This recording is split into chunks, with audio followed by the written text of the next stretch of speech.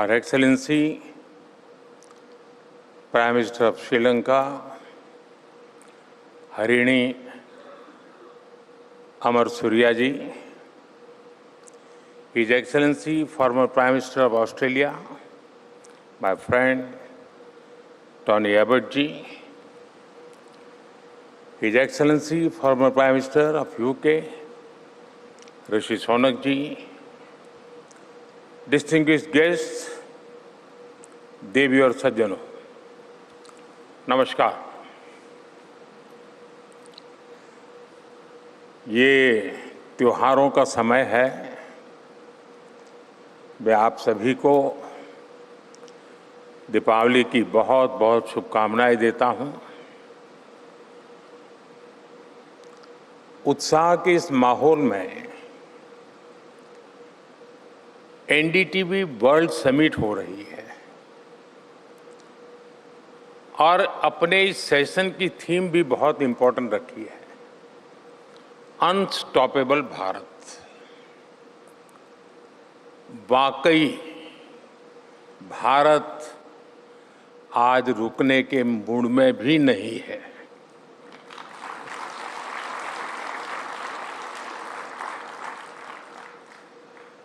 हम न रुकेंगे न हम थमेंगे। हम 140 करोड़ देशवासी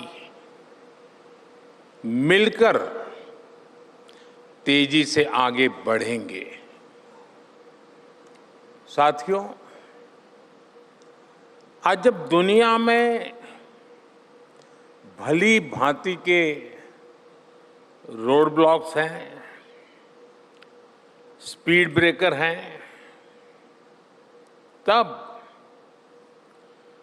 अनस्टॉपेबल भारत की चर्चा बहुत स्वाभाविक है। और मैं इसको 11 साल पहले की स्थितियां और वर्तमान के कॉन्टेक्स्ट में रखने का प्रयास करता हूं। आप याद कीजिए, 2014 से पहले इस प्रकार की समिट में किन मुद्दों को लेकर चर्चा होती थी, हेडलाइन क्या हुआ करती थी, गली मोहल्ले में, कॉन्फ्रेंसेस में किन किन विषयों की चर्चा होती थी। आप सब जरूर याद करोगे तो आपको ध्यान आएगा। चर्चा होती थी ग्लोबल हेडविंड्स को भारत कैसे झेलेगा, फ्रेजाइल 5 से भारत कैसे बाहर आएगा, पॉलिसी पैरालिसिस में कब तक रहेगा भारत, भारत में बड़े बड़े घोटाले कब बंद होंगे। साथियों, तब महिला सुरक्षा को लेकर बहुत सारे सवाल थे। आतंकी स्लीपर सेल किस तरह बेकाबू है, इसको लेकर खुलासे होते थे। महंगाई डायन खाए जात है, ये गीत छाए हुए थे। अब आपको बराबर पिन फिट हो गई कि 14 के पहले क्या था। तब देश के लोगों को लगता था और दुनिया को भी लगता था कि इतने सारे संकटों के जंजाल में फंसा हुआ भारत इन संकटों से बाहर निकल ही नहीं पाएगा। लेकिन बीते 11 वर्षों में भारत ने हर आशंका को ध्वस्त किया है, हर चुनौती को पस्त किया है। आज भारत अब फ्रेजाइल 5 से बाहर निकलकर टॉप 5 इकोनॉमीज में से एक बन गया है।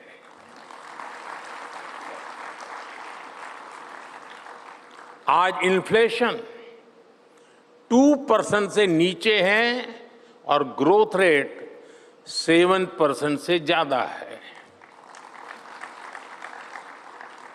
आज चीप से लेकर शीप तक चारों तरफ आत्मनिर्भर भारत, आत्मविश्वास से भरा हुआ भारत है। अब भारत आतंकी हमलों के बाद चुप नहीं बैठता है। सर्जिकल स्ट्राइक करके, एयर स्ट्राइक करके, ऑपरेशन सिंदूर करके भारत मुंह तोड़ जवाब देता है।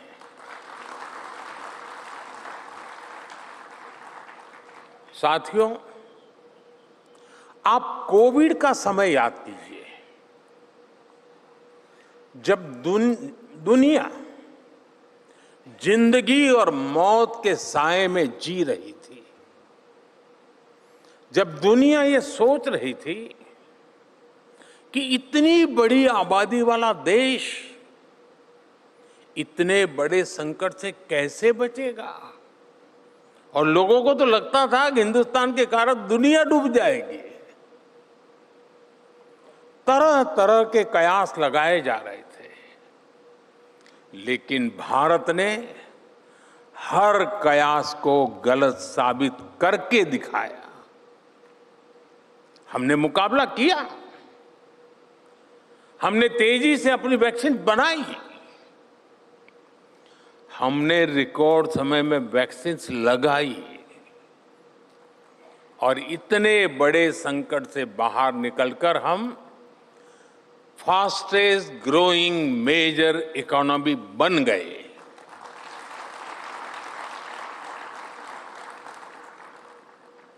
साथियों, कोरोना का प्रभाव अभी खत्म भी नहीं हुआ था कि दुनिया के अलग अलग हिस्सों में कॉन्फ्लिक्ट्स उभरने लगे। हेडलाइंस में युद्ध की खबरें छाने लगी। अब एक बार फिर सवाल उठा कि भारत की ग्रोथ का क्या होगा, और भारत ने ऐसे संकट के काल में भी एक बार फिर सारे कयासों को गलत साबित कर दिया। Bharat fastest growing major economy बनकर आगे बढ़ता रहा। बीते 3 सालों में भारत की एवरेज ग्रोथ 7.8% रही है। ये अभूतपूर्व है, अप्रत्याशित है। अभी 2 दिन पहले ही मर्चेंडाइज एक्सपोर्ट के आंकड़े आए हैं। पिछले साल के मुकाबले भारत का मर्चेंडाइज एक्सपोर्ट करीब 7% और बढ़ गया है। पिछले वर्ष भारत ने करीब 4.5 लाख करोड़ रुपए का एग्रीकल्चर एक्सपोर्ट कर दिया है। कितने ही देशों की अस्थिर रेटिंग्स के बीच S&P ने 17 साल के बाद, आफ्टर 17 इयर्स, भारत की क्रेडिट रेटिंग को अपग्रेड किया है।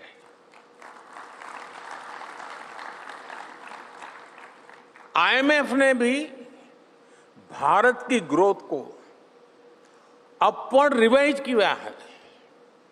कुछ दिन पहले ही गूगल ने भारत के AI स्पेस में $15 बिलियन के बड़े इन्वेस्टमेंट की घोषणा की है।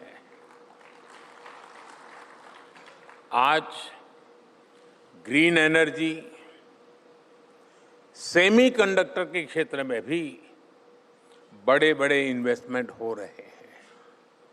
साथियों, आज भारत की ग्रोथ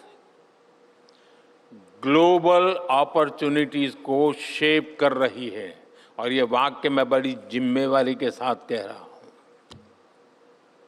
हाल में हुआ EFTA ट्रेड एग्रीमेंट इसका बहुत बड़ा उदाहरण है। यूरोप के देशों ने भारत में $100 बिलियन के इन्वेस्टमेंट का कमिटमेंट किया है। इससे भारत में बड़ी संख्या में जॉब्स क्रिएट होगी। कुछ ही दिन पहले यूके के PM मेरे मित्र स्टारमर अपने सबसे बड़े बिजनेस डेलीगेशन के साथ भारत आए थे। ये दिखाता है कि दुनिया आज भारत में अपने लिए कितने बड़े अवसर हैं, वो बड़ी आशा के साथ देख रही है। आज G7 देशों के साथ हमारा ट्रेड 60% से ज्यादा बढ़ चुका है। पूरी दुनिया आज भारत को रिलायबल, रिस्पॉन्सिबल और रेजिलिएंट पार्टनर के रूप में देख रही है।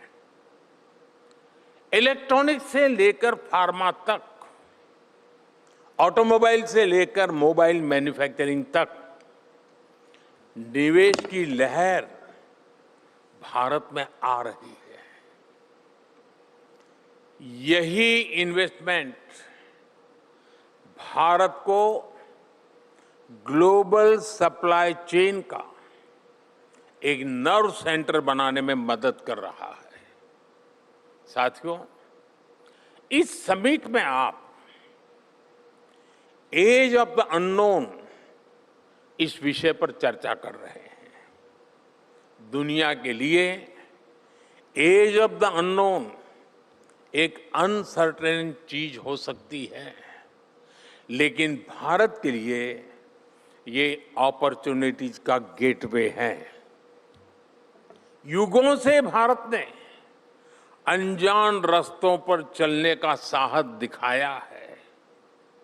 हमारे संतों ने, हमारे वैज्ञानिकों ने, हमारे नाविकों ने हमेशा ये दिखाया है कि पहला कदम ही परिवर्तन का प्रारंभ होता है।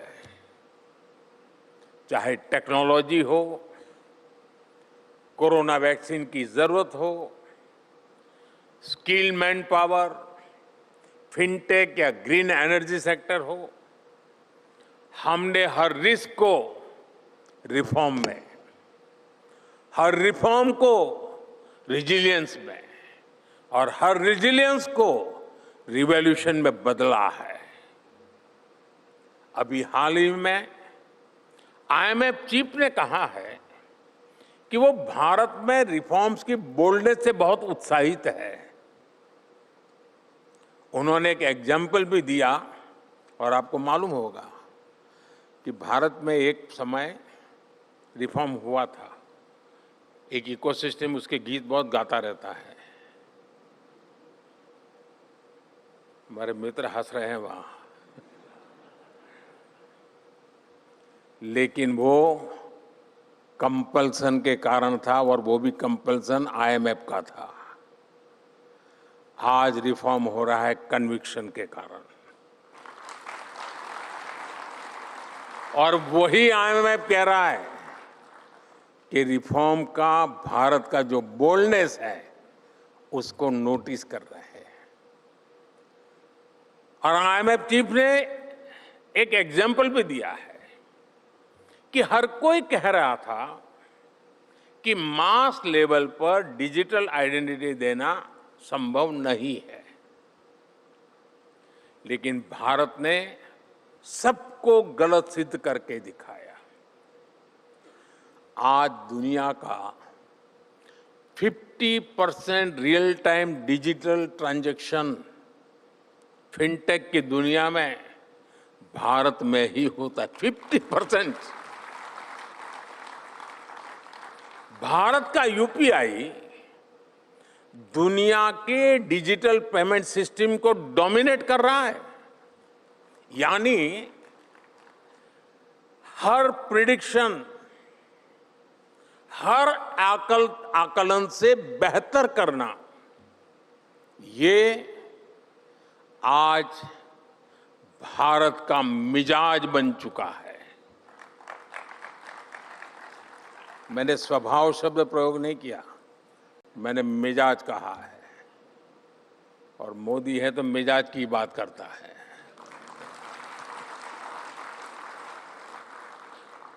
और इसलिए ही भारत अनस्टॉपेबल है। साथियों, देश की उपलब्धियों को असली ताकत देश के लोगों से मिलती है और देश के लोग अपने सामर्थ्य का सही इस्तेमाल तभी कर पाते हैं जब सरकार का उनके जीवन में न दबाव हो और न दखल हो। जहां ज्यादा सरकारीकरण होगा वहां उतने ही ब्रेक लगेंगे और जहां ज्यादा लोकतंत्रीकरण होगा वहां उतनी ही ज्यादा स्पीड आएगी। दुर्भाग्य से देश में 60 साल तक सरकार चलाने वाली कांग्रेस ने हमेशा पॉलिसी के प्रोसेस के सरकारीकरण पर जोर दिया, जबकि बीते 11 वर्षों में हमने पॉलिसी और प्रोसेस के लोकतांत्रिकरण का काम किया है। अनस्टॉपेबल भारत के पीछे ये भी एक बड़ी वजह है। अब बैंकिंग का ही उदाहरण लीजिए। 60 के दशक में इंदिरा गांधी जी द्वारा बैंकों का क्या कह करके सरकारीकरण किया गया? कहा गया कि गरीबों, किसानों, श्रमिकों यानी देश के आम लोगों तक बैंकिंग सुविधाएं पहुंचानी है, इसलिए सरकारीकरण किया है। ये तर्क दिया गया था। जबकि वास्तविकता में कांग्रेस ने क्या किया, सरकारों ने क्या किया? बैंकों को देश की जनता से और दूर कर दिया गया, दूरी बढ़ा दी गई। गरीब तो बैंकों के दरवाजे तक भी जाने से डरता था। 2014 में जब हमारी सरकार बनी तब देश की आधी से अधिक आबादी के पास अपना एक बैंक खाता तक नहीं था।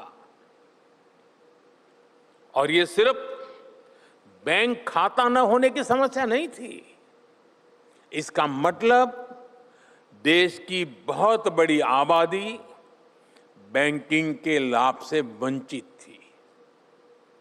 वो जरूरत पड़ने पर बाजार से महंगा ब्याज देने, अपना घर जमीन गिरवी रखने के लिए मजबूर थी। साथियों, देश को इस सरकारीकरण से निकालना बहुत जरूरी था और ये हमने करके दिखाया है। हमने बैंकिंग सेक्टर का लोकतंत्रीकरण किया, उसमें रिफॉर्म किया। हमने मिशन मोड पर 50 करोड़ से ज्यादा जनधन खाते खोले। यानी पूरी दुनिया में जितने खाते खुलते होंगे उसका टोटल एक तरफ और अकेले भारत का टोटल एक तरफ, इतना काम किया। आज देश के गांव-गांव में कोई न कोई बैंकिंग टच पॉइंट है। डिजिटल ट्रांजैक्शन ने भारत को वित्तीय रूप से दुनिया के सबसे बड़े इंक्लूसिव देशों में से एक बना दिया है। कांग्रेस के सरकारीकरण ने बैंकों में एमपीएस का पहाड़ खड़ा कर दिया था। भाजपा के लोकतांत्रिकरण ने बैंकों को रिकॉर्ड प्रॉफिट में ला दिया है। बीते 11 वर्षों में विमेन सेल्फ हेल्प ग्रुप्स को, छोटे किसानों, पशुपालकों, मछुआरों को, रेहड़ी पटरी ठेले वालों को, विश्वकर्मा साथियों को बिना बैंक गारंटी के लाखों करोड़ रुपए के लोन दिए गए। साथियों, मैं आपको पेट्रोल और गैस सेक्टर का भी उदाहरण दूंगा। 2014 से पहले जब सरकारीकरण की सोच हावी थी, तब क्या स्थिति थी? पेट्रोल डीजल पर सब्सिडी न बढ़ानी पड़े, आप सुनकर के चौंक जाएंगे। सरकारी खजाने से सब्सिडी न देनी पड़े, इसके लिए कांग्रेस सरकार रात 8 बजे से सुबह 8 बजे के बीच पेट्रोल पंप बंद करने की तैयारी कर रही थी। बताइए, अरे वो 7 बजे भर लेगा भाई। अब आज क्या स्थिति है? आज 24 घंटे बेरोक टोक पेट्रोल पंप खुले रहते हैं और हम अल्टरनेटिव फ्यूल्स पर, इलेक्ट्रिक मोबिलिटी पर अभूतपूर्व निवेश कर रहे हैं। साथियों, कांग्रेस के समय में गैस का एक कनेक्शन पाने के लिए भी सांसदों से चिट्ठियां लिखवानी होती थी। पार्लियामेंट के मेंबर को साल में 25 कूपन मिलता था और वो 25 कूपन वो अपने इलाके में लोगों को गैस कनेक्शन के लिए देता, तो उनके घर में क्यों लोग लाइन लगा के खड़े रहते, मुझे एक गैस का कूपन दो, ये हाल थे। और आपको हैरान होगा, 2013 के अखबार निकाल दीजिए, 2014 में मोदी से मुकाबला करने के लिए कांग्रेस रणनीति बना रही थी। वो मुझे ज्यादा जानते नहीं थे उस समय, अब भी शायद नहीं जानते हैं।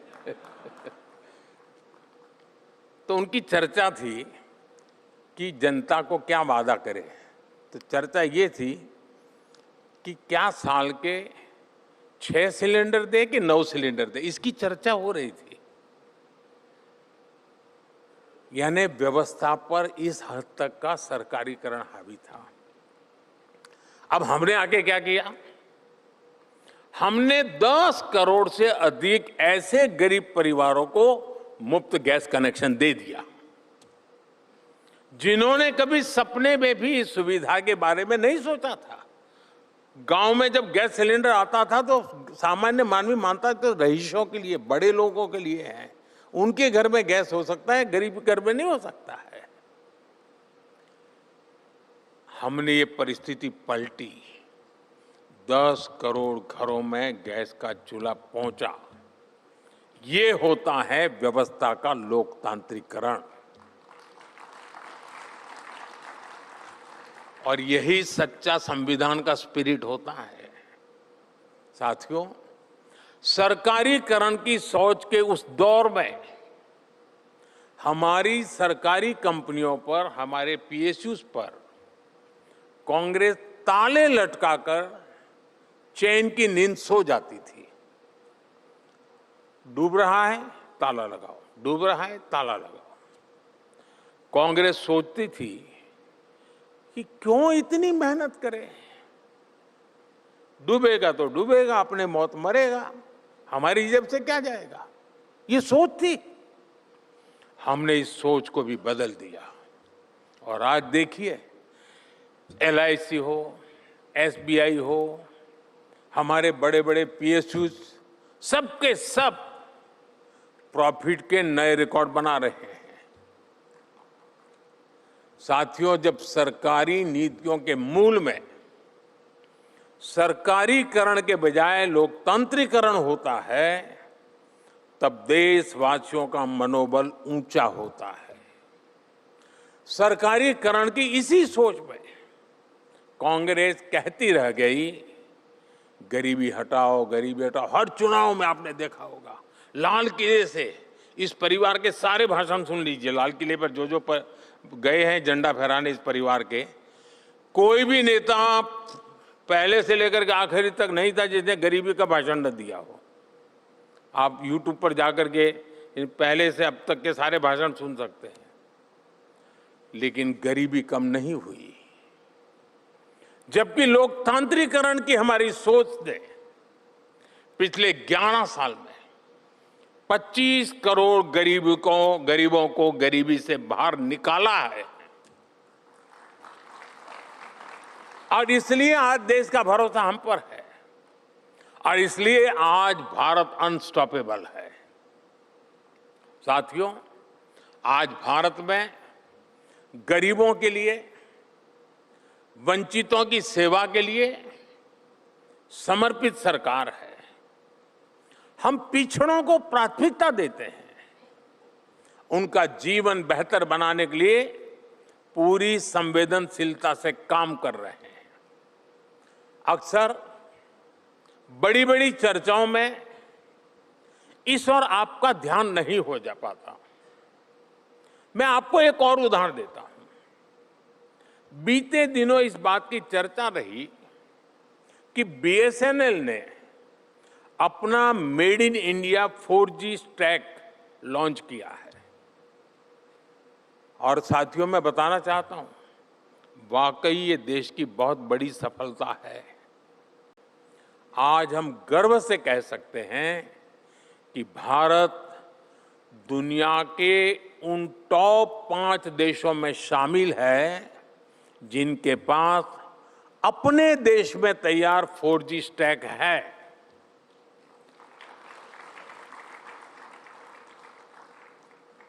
हिंदुस्तान ने 2G सुना है, क्योंकि सारे हेडलाइन भरे पड़े रहते हैं, 2G में ये हुआ, 2G में ये हुआ।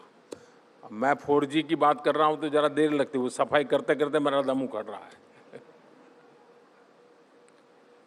जिस सरकारी कंपनी को कांग्रेस ने BSNL को बर्बाद करने में कोई कसर नहीं छोड़ी थी, आज BSNL नए अचीवमेंट हासिल कर रही है। लेकिन साथियों, देश की सफलता का यह सिर्फ एक पक्ष है। इसका दूसरा पक्ष यह है कि जिस दिन ये 4G स्टैक लॉन्च हुआ, उसी दिन BSNL ने करीब 1 लाख 4G मोबाइल टावर शुरू किए। और इसका नतीजा क्या हुआ?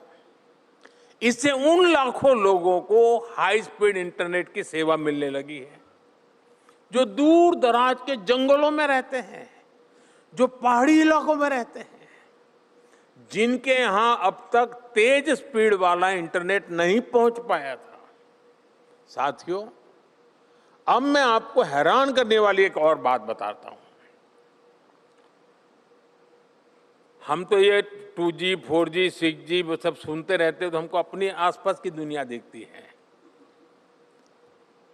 हम कुछ और सोचते हैं और सोच करके कुछ नया करने का प्रयास करते हैं।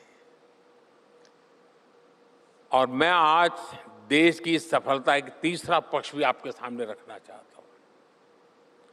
और अभी तक मीडिया का ध्यान उस बात पे नहीं गया है। खैर, बहुत सी बातें हैं मेरे खाते में, वो बहुत पीछे रह जाते हैं। जब दूर सुदूर के इलाकों में ऐसी सुविधाएं पहुंचती है तो वहां के लोगों का जीवन कैसे बदलता है। आपने शायद ई-संजीवनी के विषय में सुना होगा। मैं इस ई-संजीवनी का उदाहरण देता हूं। मान लीजिए एक परिवार है और दूर सुदूर जंगलों में बहुत कहीं दूर रहता है, जिसका एक सदस्य बीमार है और दूर कहीं पहाड़ी पर, कहीं जंगलों में बीमारी से वो परेशान है। अब खराब मौसम की वजह से वो अपने परिवार के बीमार मरीज को डॉक्टर के पास नहीं ले जा पा रहा है। तब वो क्या करेगा? ऐसी स्थिति में उसकी मदद कर रही है ई संजीवनी सेवा। हाई स्पीड कनेक्टिविटी पर आधारित सेवा ई संजीवनी। साथियों, वो मरीज को अपने फोन में ई संजीवनी ऐप के माध्यम से डॉक्टर से जोड़ देता है और उसे स्पेशलिस्ट डॉक्टर के कंसल्टेशन की सुविधा मिल जाती है। एनडीटीवी के दर्शकों को ये जानकर अच्छा लगेगा कि अब तक ई संजीवनी के माध्यम से 42 करोड़ लोग ओपीडी कंसल्टेशन ले चुके हैं।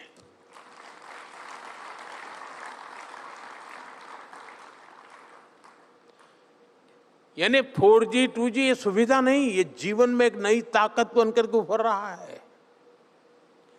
और आज जब मैं आपसे बात कर रहा हूं तो सुबह से शाम तक देश के 1 लाख से ज्यादा लोग ई संजीवनी पर मदद पा चुके हैं। ये मैं 12 घंटे की बात बताता हूं।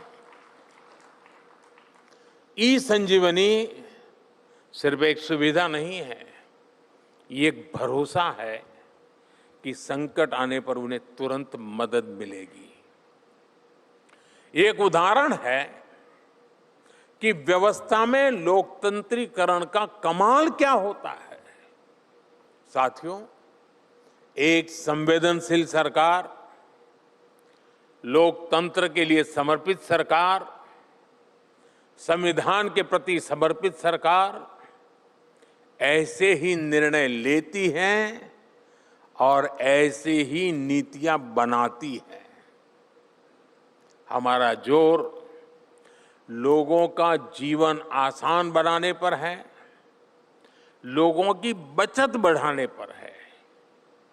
जैसे पहले 1 GB डेटा, ये भी मैं 2014 के पहले की बात कर रहा हूं, 1 GB डेटा 300 रुपये में आता था। अब वही डेटा 10 रुपये में आता है।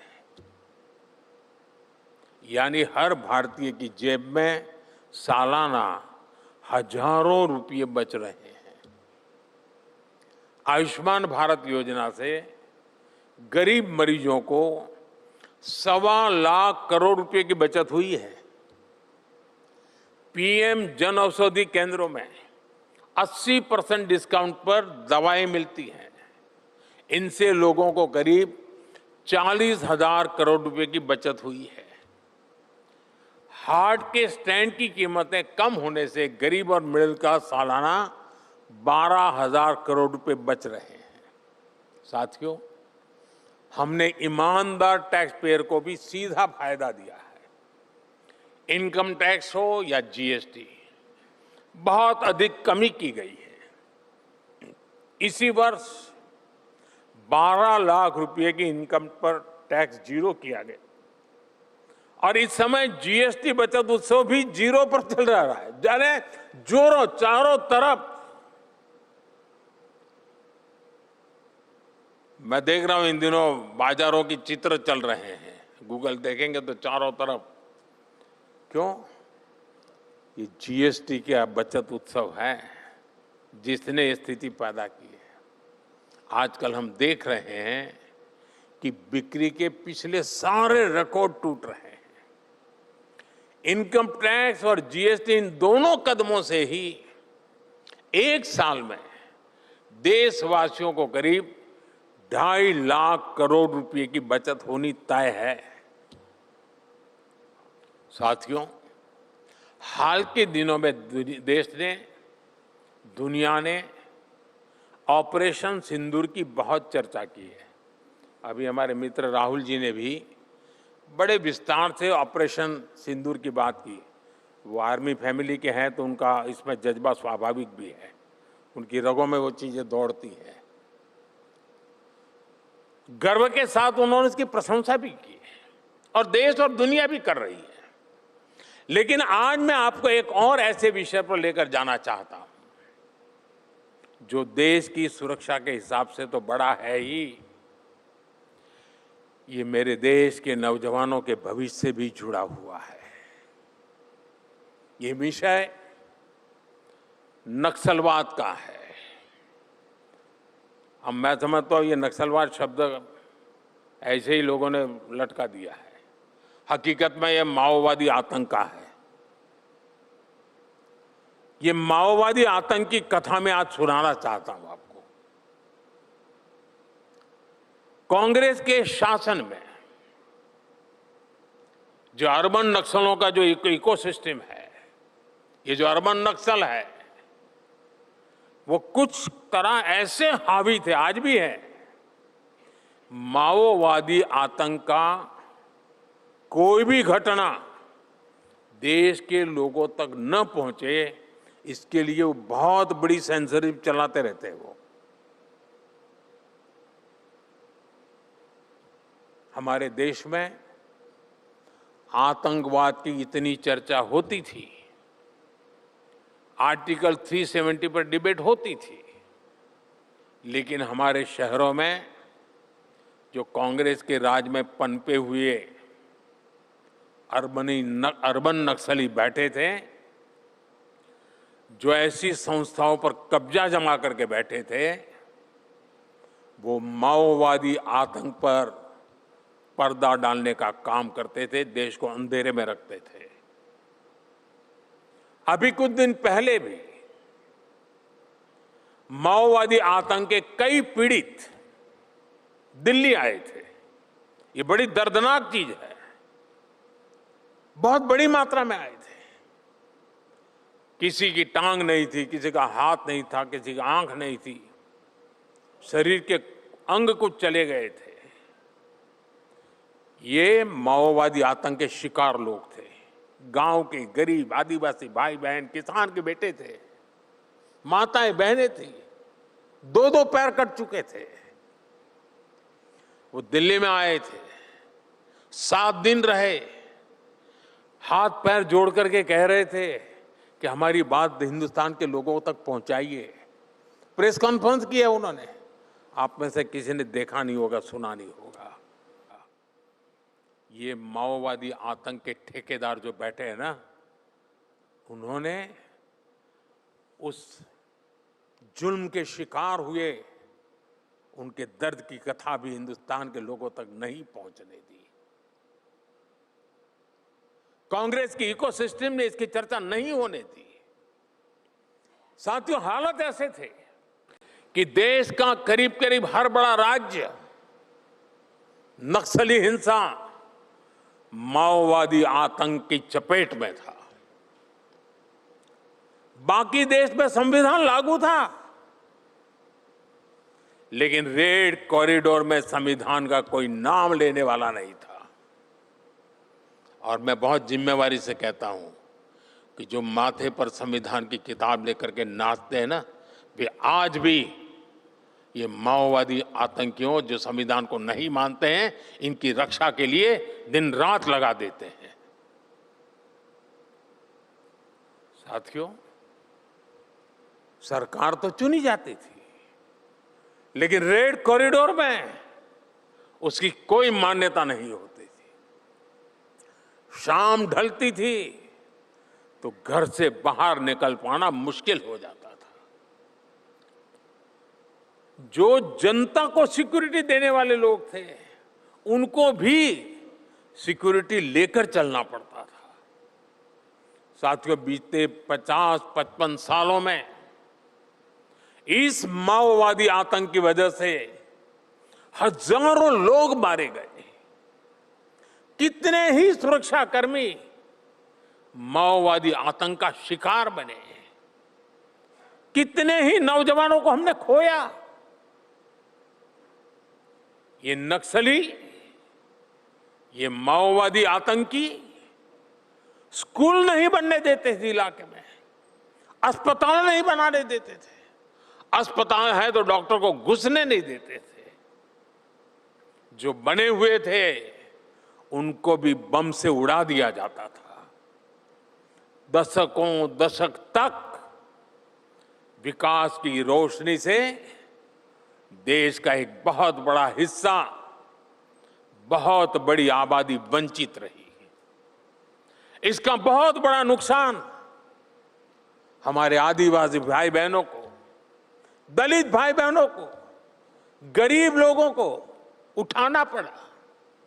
साथियों, माओवादी आतंक देश के नौजवानों के साथ बहुत बड़ा अन्याय है, बहुत बड़ा पाप है। मैं देश के नौजवानों को इस हाल में नहीं छोड़ सकता था। मैं बेचैनी महसूस करता था, जुबान पे ताला लगा के बैठा था। आज पहली बार मेरे दर्द को आज आपके सामने मैं प्रस्तुत कर रहा हूं। मैं उन माताओं को जानता हूं जिन्होंने अपने लाल खोए हैं। उन माताओं की अपने लाल से कोई अपेक्षा थी, आशा थी।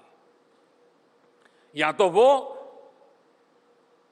ये माओवादी आतंकियों के झूठे बातों में फंस गए, या तो माओवादी आतंक के शिकार हो गए। और इसलिए 2014 के बाद हमारी सरकार ने पूरी संवेदनशीलता के साथ भटके हुए नौजवानों को मुख्य धारा में लाने का प्रयास किया। और मैं देशवासियों को आज पहली बार कह रहा हूं, देशवासियों को संतोष होगा, देशवासी में आशीर्वाद देंगे। जिन माताओं ने अपने लाल खोए, वो माताएं हमें आशीर्वाद देगी, देश की शक्ति को आशीर्वाद देगी। और आज देश उसके नतीजे देख रहा है। 11 वर्ष पहले तक देश के 125 जिले, 125 से ज्यादा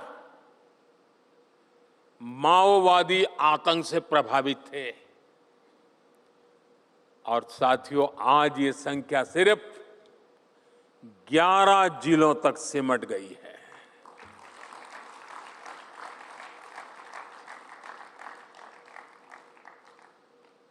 आप जानते होंगे कितना कुछ करना पड़ा होगा। और उसमें भी 11 में भी अब सिर्फ 3 जिले ही ऐसे बचे हैं जो सबसे अधिक माओवादी आतंक की चपेट में है। साथियों, बीते दशक में हजारों नक्सलियों ने हथियार डाले हैं। मैं आपको पिछले 75 घंटों का आंकड़ा देता हूं, ओनली 75 आवर्स। मैं जानता हूं ये मीडिया का मेन न्यूज नहीं है, लेकिन मेरे जीवन का एक बहुत बड़ा संतोष का विषय है। इन 75 घंटों में 303 नक्सलियों ने सरेंडर किया है।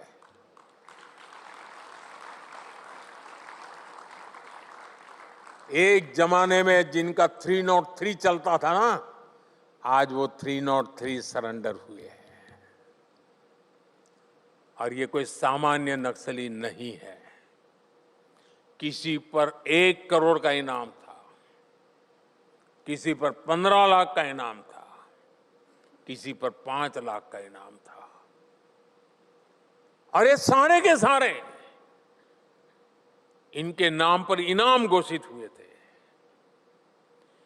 इन नक्सलियों से बहुत बड़ी मात्रा में हथियार भी पकड़े गए। ये सारे लोग बंदूकें छोड़ करके, बम छोड़ करके भारत के संविधान को गला लगाने के लिए तैयार हुए हैं। और जब संविधान के लिए पूर्ण समर्पित सरकार होती है ना, तब गलत रास्ते पर गया हुआ व्यक्ति भी लौट करके अपनी आंखों को उस संविधान पर टिका देता है। अब वो विकास की मुख्य धारा में आ रहे हैं और ये लोग स्वीकार कर रहे हैं कि वो गलत रास्ते पर थे। 5-5 दशक बिता दिए, जवानी खपा दी, लेकिन उन्होंने जो सोचा था वो परिवर्तन नहीं आया। अब ये भारत के संविधान पर विश्वास करते हुए आगे बढ़ेंगे। साथियों, कभी ही मीडिया की हेडलाइंस हुआ करती थी, छत्तीसगढ़ के बस्तर में ये हुआ वो हुआ, एक पूरी बस को उड़ा दिया, इतने सुरक्षा बल के जवान मारे गए। बस्तर ये माओवादी आतंकियों का, नक्सलियों का गढ़ हुआ करता था। और अब आज मैं उसी बस्तर का उदाहरण देता हूं। आदिवासी नौजवान बस्तर ओलंपिक का आयोजन करते हैं और लाखों नौजवान बस्तर ओलंपिक में आकर के खेल के मैदान में अपनी ताकत दिखा रहे हैं। ये बदलाव है। साथियों, इस बार माओवादी आतंक से मुक्त क्षेत्रों में दिवाली की रौनक कुछ और होने जा रही है। 50-55 साल हुए दिवाली नहीं देखी थी उन्होंने, अब दिवाली देखेंगे। और मुझे पक्का विश्वास है दोस्तों, ये हमारी मेहनत रंग लाएगी और वहां भी खुशियों के दिए जलेंगे। और मैं आज देशवासियों को, एनडीटीवी के दर्शकों को विश्वास दिलाता हूं, वो दिन दूर नहीं जब देश नक्सलवाद से, माओवादी आतंक से पूरी तरह मुक्त होगा। और ये भी मोदी की गारंटी है।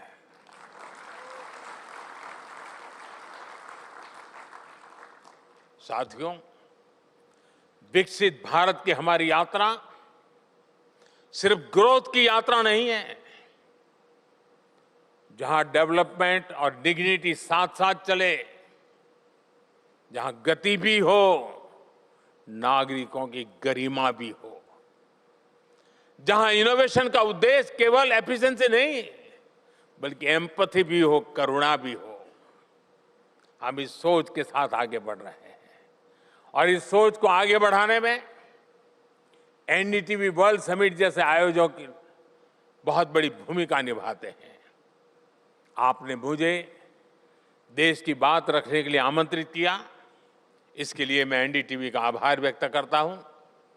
आप सभी को इस आयोजन की बहुत बहुत शुभकामनाएं देता हूं और दिवाली के उत्सव के लिए भी मेरी तरफ से आपको बहुत बहुत शुभकामनाएं हैं। बहुत बहुत धन्यवाद।